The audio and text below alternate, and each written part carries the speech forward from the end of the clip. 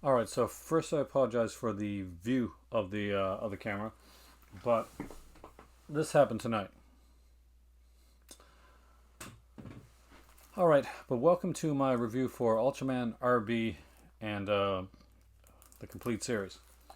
So first thing at the gate, I got this here as a review copy from Mill Creek, and I just got home recently from a vacation and was actually able to sit back and watch this.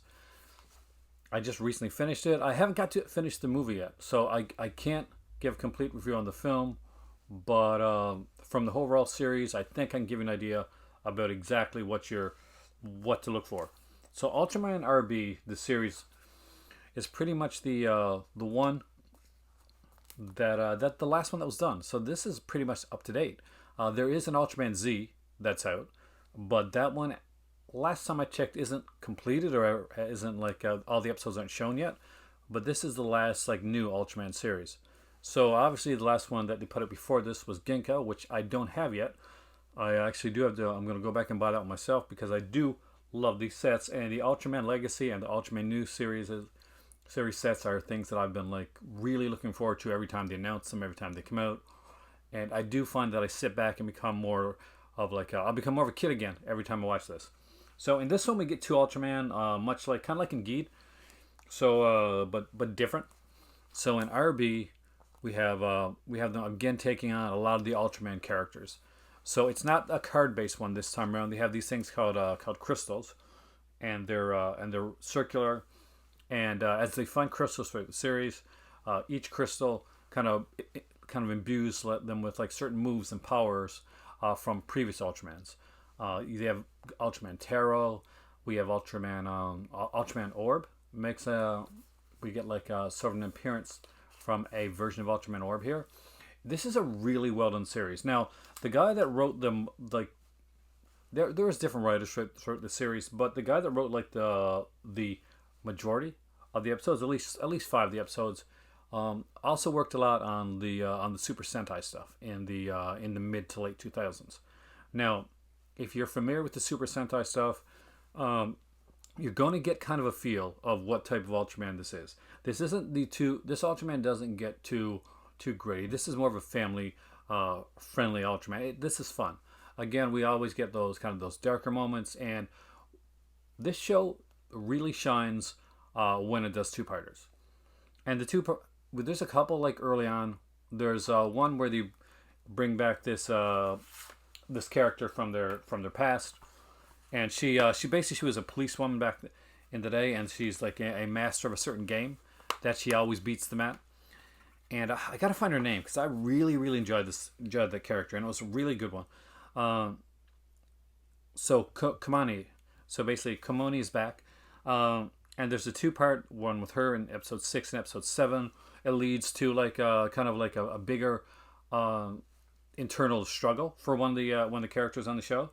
The first episode that really caught me, like I like the episodes overall, but the first one that caught me as being like something that stood out is episode 5, which is Farewell Icarus, and that had a bit of like it had a bit of emotion to it. It's something that really got to me.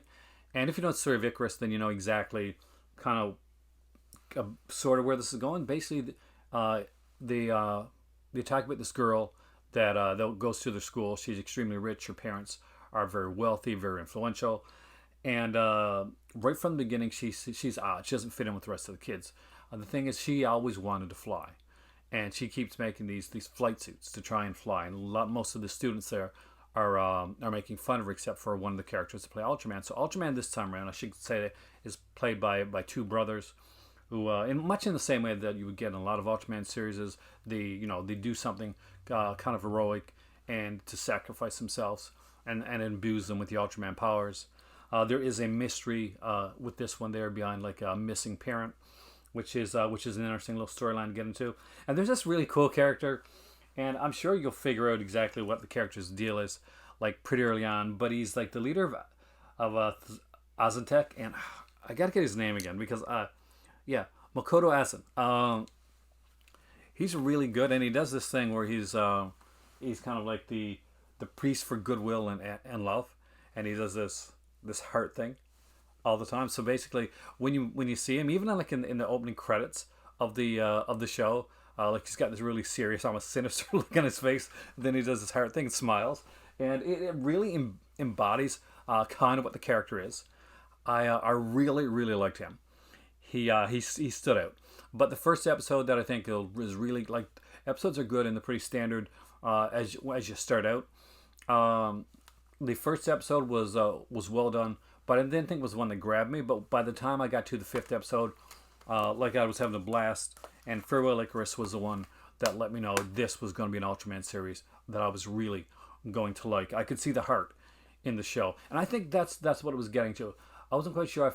At first sight, is this a little bit too family friendly? Is this going to be too kiddie-ish for me? But it wasn't that. It set the series had a lot of heart, and it was extremely well done. I really enjoyed this. As always, the interior art looks different than the slipcover, as you can see right here, and I really enjoy the fact that they do that. That they don't just put that they're not lazy and they don't just put the same artwork on there. Now this does include the series and the movie, so I'm a completist, so I will have the movie on its own anyway. But if you got this, then you've already got this. Just to let you know. But if you're like me and you're a really big Ultraman fan, then you're gonna kind of want the whole thing. If you're a fan of the other Ultraman, if you haven't seen any of the other Ultraman shows before, you can still go and watch this one like pretty easily. Now there is like throwbacks to other Ultraman, because there's a lot of different Ultraman characters throughout the series. Ultra 7 is mentioned in here, as well Ultraman Victory. So there's a whole like ton of characters that are mentioned from before. But really, the only like kind of mention for those characters is really just to give like new powers and to the two Ultraman. So we have two Ultraman characters here in the role, two brothers that find that being as Ultraman, they do it better if they work together. There is a sister who is a really fun kind of like character. We have like a father that runs a t-shirt shop, and he runs like a clothing boutique, but he's really trying to get his t-shirts like on the go, and he really has these not the best designs for t-shirts. And that's kind of an ongoing joke throughout the series. But there's certain characters that are going to stand out to you as you go through. Again, you get like a combination of, you're going to get like a lot of like really cool like suit work, but you're also going to get some actually pretty cool, I wouldn't say CGI, but they put in like some stuff there. It's gorgeous. I mean, the colors in Ultraman, like just look at the cover there. So, if anything, the cover's more muted like to the colors that are in the series. The colors are really good. There's a lot of humor in this Ultraman series, and it works. Like overall, I gotta say the humor does work for this particular one. I liked it. I mean, I really liked the way that it went. I'm actually looking forward to checking out the Ultraman film, which is what I'm going to do after this video here tonight, because I was going to make a longer video, but my mic broke. My camera stand broke. So if you haven't checked this out, Mill Creek put this one out, and I would 110% recommend this.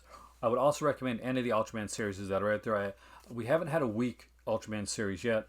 Even probably the least of like the series has probably been Ace, which has been Legacy series, and I find that one a lot of fun too.